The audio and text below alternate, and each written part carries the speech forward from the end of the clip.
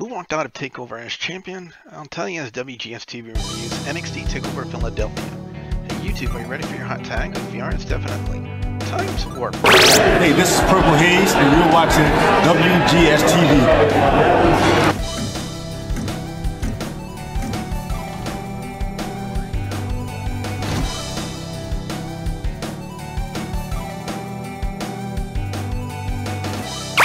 I'm the Russell Gamer. Welcome back to another episode of WGS-TV right here on YouTube and Twitch. First off, I want to apologize to the Studly Man Ashley, as earlier today we recorded our first take of what is going to be this video, a review of NXT Takeover Philadelphia. But thanks to OBS Studios being OBS Studios, that recording was screwed up. So now I'm left to do it alone, but I've done it before, guys. I'll do it again, time in and time out for you. Now, you just gotta love the atmosphere of an NXT TakeOver show. Past takeovers have been outstanding. Now, before getting to this one, I would be remiss if I didn't mention the new NXT signings that were in attendance, such as Ethan Carter III. EC3, as well as the tag team of Hanson and Ray Monroe, also known as War Machine, and of course Johnny Gargano's wife, Candice LeRae, being signed to the women's division in NXT. Now that that's out of the way, let's talk about NXT Takeover Philadelphia. WGS-TV reviews NXT Takeover Philadelphia. The winning match was for the NXT Tag Team Championship as Bobby Fish and Kyle O'Reilly defended the titles against the Authors of Pain. The match started out typical for the AOP as they asserted dominance over the Undisputed era with an attack on them before the match started. Akins and Razor continued their dominance until Akins hurt his left knee, which set the target of attack for the era. Akins would get worked over on the left knee for several minutes until he was able to make a tag to Razor, who took over for a little while, but the finish of the match would not play out in AOP's favor. After hitting the Super Collider, Razor was able to hit his powerbomb on Fish, but Akins' left knee would give out, causing him to stumble into his partner, sending him to the outside, which allowed O'Reilly to roll him up for the pin, giving the win to the era. Personal opinion: great opening match, but I now wonder if that gives any validity to the rumors of the AOP being called up to the main roster. This was something I talked briefly about this a couple of weeks ago on an NXT review, but nice start to TakeOver with this one. I'm going 3.5 out of 5. Up next, it was the Velveteen Dream taking on Kassius Ohno. On the pre-show, Velveteen Dream made a promise to knock out Ohno in 30 seconds or less, and when the match started, it came close to that. But alas, Velveteen failed to deliver on his guarantee to knock out Ohno as the match would go on, and it was a really good match, except for a few spots. We could say it was on Ohno, and some we could say it was on Velveteen. When it comes to Velveteen's DDT spot, Ohno did not sell it properly, because it's kind of like an overloaded version of a DDT. Best way to describe it, it's from the Sister Abigail position, but he transitions into a DDT, and Ohno just flopped. However, Velveteen was not without his faults in the match as well. One spot was supposed to be Dream catching Ohno and transitioning into a Death Valley driver, but from the way it appeared, Velveteen was either not ready for the spot or didn't anticipate Ohno's weight. The latter was made more apparent on the second Death Valley driver spot, as it did appear that Velveteen had a slight issue with the size of Ohno on the spot. The finish of the match was Velveteen hitting the purple Rainmaker elbow on Ohno to pick up the win. Personal opinion: ever since his match with Aliester Black at the last NXT Takeover, Velveteen has been over with the NXT crowds. NXT should take advantage of that. Great match here despite a few spots. I'm going 3.65 out of 5. Up next was the NXT Women's Championship match as Ember defended the championship against the Queen of Spades, Shayna Bazsler. On social media, from what I observed, Bazsler was heavily favored to win, and in all honesty, it sure looked that way. By the way, this was only Bazler's second match as an NXT superstar, but when you have a reputation, I guess you could use someone despite how long they've been in the company.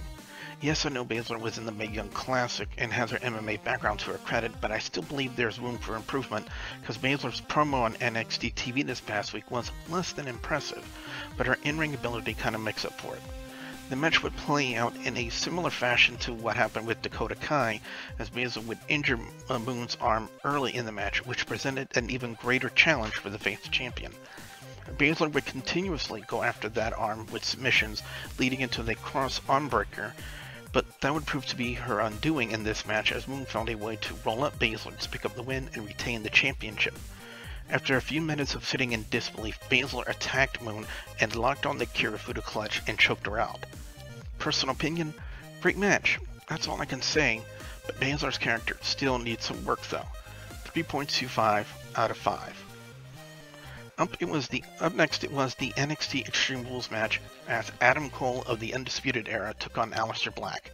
I have to say, it's just something about NXT Takeover that brings out the very best in both men. It was very evident at NXT Takeover War Games in their respective matches, and it was very evident last night in the Extreme Rules match. And if there's one place WWE should have a great Extreme Rules match in, it's Philadelphia, considering its history with ECW. Believe me when I say that they did not disappoint one bit. From kendo sticks to the electric chair toss into the ladder in the corner, Black going through 2 tables, Cole bouncing off 2 chairs back to back, Black with the double knee smash to Cole through the announcer's table, they delivered on a high quality, very entertaining Extreme Rules match, not just for the fans in Philly, but for everyone to enjoy. Now, it was only a matter of time before we saw the interference from the Undisputed Era, but it wouldn't last long as Sanity came out to get a measure of revenge from several weeks ago in Atlanta when they were supposed to get their rematch for the NXT Tag Team Championship. Killian Dane would get the final shot on them with the Tope Suicida onto them, which finished the Era and the other members of Sanity for the evening. Cole, screaming he was going to end Black, picked up a steel chair and ate a Black Mass kick as Aliester Black picked up the win. Personal opinion, it's always nice to start the year off right, with a potential Match of the Year candidate for NXT in 2018. Great match here, 4 out of 5. Finally, it was time for the main event, the NXT Championship on the line, as Andrade Cien Almas defended the title against Johnny Wrestling himself, Johnny Gargano. Now, I'm pretty sure the Stunning Man Ashley would be quite upset with your friendly neighborhood WrestleGamer if I didn't mention the mariachi band and the S&M mask. At least you could have put on more convincing luchador masks, because the ones they were wearing were just all kinds of wrong there. Now, I'm sure there are those of you out there who are convinced that neither man in this match deserved to be in the main event spotlight of an NXT takeover. And after what we witnessed last night from both men, those doubters have been silenced, if you ask me. The high energy of the crowd, the drama of the match, both men were on par and just took the breath away from everyone. From start to finish, it felt like you were on the edge of your seat, and that's how it should be for the main event, not just in NXT, but on the main roster.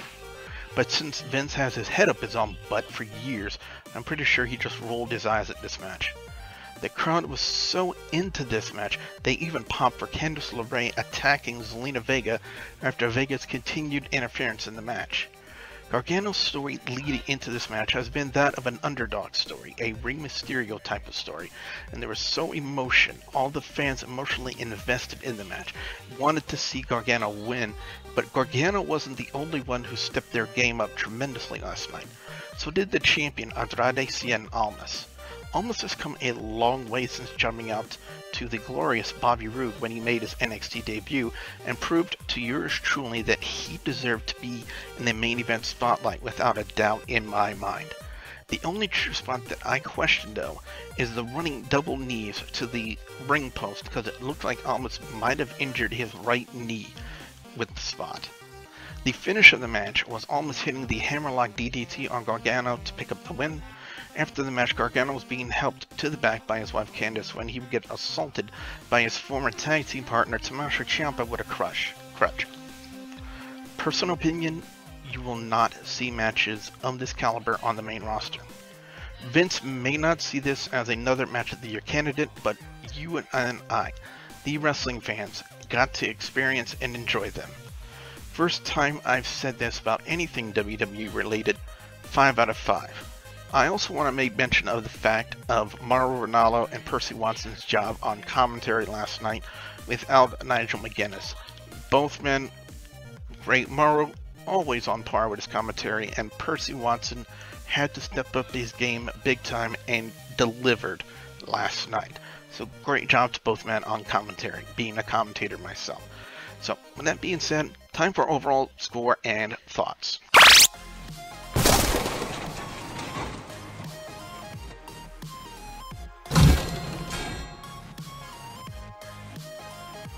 NXT has proven time in and time out that their NXT Takeover shows vastly outshine the main roster pay-per-views.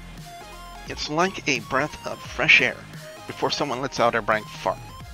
We got to breathe easy with Takeover last night, and now here comes the main roster pay-per-view to stink it up. Now generally I enjoy the Royal Rumble pay-per-views up until last year when it just didn't have that special feeling to it.